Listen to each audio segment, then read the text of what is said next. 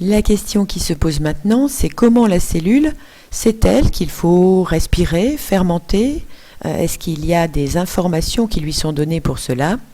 Ce qui nous amène au grand 2, le contrôle du métabolisme, qui va être constitué par une partie de cours et le TP10. Donc le cours commence par le petit 1, métabolisme et facteurs du milieu. On peut noter que l'activité cellulaire est soumise à l'influence de l'environnement dans lequel vit la cellule. En effet, on voit ici sur ce document 2A, page 63, pensez à mettre les numéros des documents dans la marge de votre cours, que ces levures sans glucose ici se sont très peu multipliées. On a 7 cellules ici, on en a 6 là. Elles ont même peut-être eu tendance à mourir. Alors qu'ici, on en avait très peu au départ, 2, 4, 5, 6 fragments, et qu'on en a beaucoup 7 jours plus tard, ce qui veut dire que les cellules se sont bien développées, bien multipliées. Elles ont profité du glucose qui était à leur disposition. Donc le premier facteur du milieu, c'est la présence de molécules organiques pour un hétérotrophe, comme la levure, qui a besoin de glucose pour se développer. Deuxième exemple, vu en TP pour certains d'entre vous, ceux qui ont étudié la fermentation. Alors à noter au passage que ce graphique est partiellement faux au niveau de son annotation. Il est ici écrit glucose, donc on peut penser que c'est la quantité de glucose qui diminue. Non, il n'y a pas de sonde à glucose qui existe, et vous voyez d'ailleurs écrit ici que c'est la quantité d'oxygène, ou plus précisément de dioxygène qui est mesurée. Donc le dioxygène diminue très, très fortement jusqu'à être presque nul. Cette partie, c'est de la respiration. Le CO2 augmente un peu pendant ce temps-là. Une fois que la levure n'a plus de dioxygène, eh bien, qu'est-ce qu'elle fait? Elle se met à fermenter et donc à produire de l'éthanol qui est ici représenté en bleu. Donc, pour la levure, la quantité de dioxygène présent dans le milieu est très importante pour le choix, entre guillemets, du métabolisme. Sans O2, la levure fermente. Avec de l'O2, elle respire. Troisième exemple, ici nous avons des unicellulaires chlorophylliens qu'on appelle des euglènes.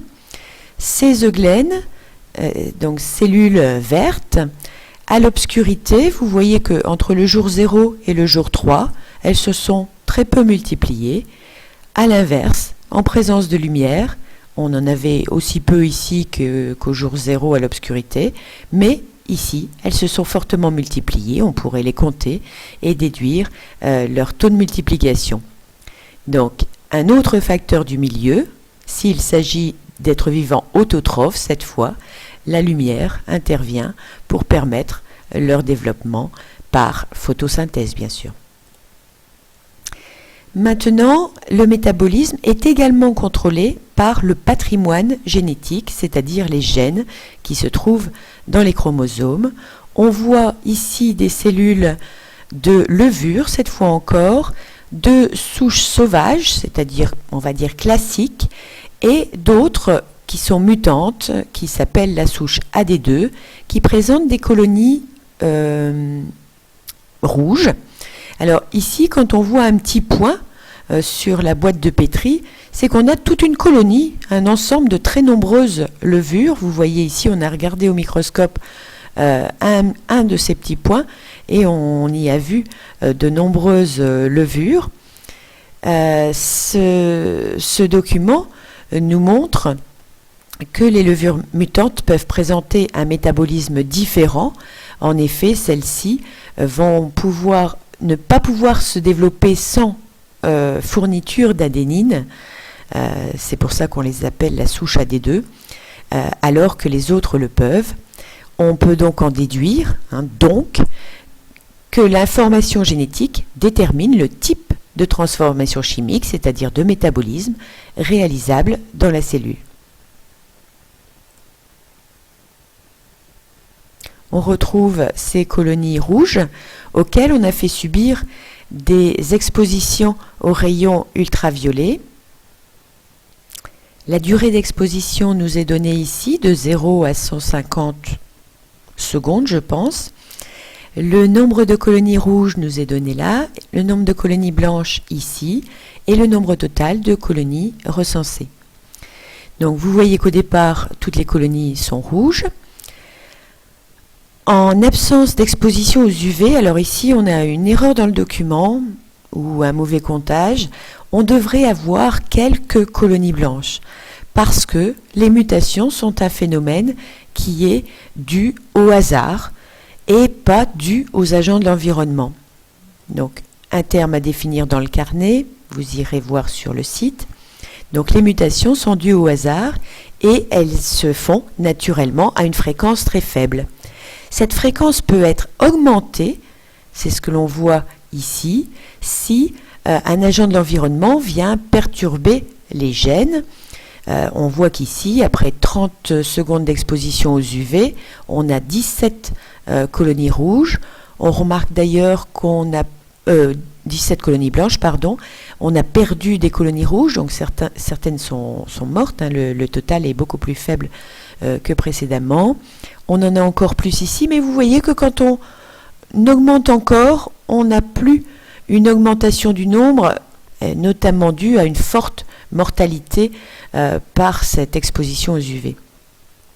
Donc toutefois, leur fréquence peut être augmentée par certains agents de l'environnement, ici l'exemple des UV. Ce qui amène à la fin de la notion 6, le métabolisme est contrôlé par les conditions du milieu et par le patrimoine génétique, donc le petit 1 et le petit 2. La question qui se pose maintenant, comment le patrimoine génétique contrôle le métabolisme?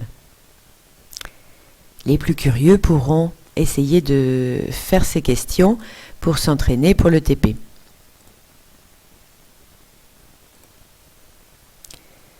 On arrive donc au grand 3, l'ADN, molécule contrôlant le métabolisme. Et donc ce que vous allez faire en TP, c'est de montrer qu'il y a un lien direct entre ADN et information génétique. La séance va se baser sur un C'est pas sorcier que vous allez regarder cette fois en classe. Ce C'est pas sorcier va vous permettre de définir ce qu'est un OGM, donner la définition de la transgénèse, et voilà le travail que vous aurez à faire en classe. C'est visionner la vidéo, compléter ce petit tableau que vous recopierez dans votre cours, classer les étapes de la transgénèse qui sont en train de défiler, et enfin construire votre propre molécule d'ADN. Merci de votre attention et à la prochaine fois.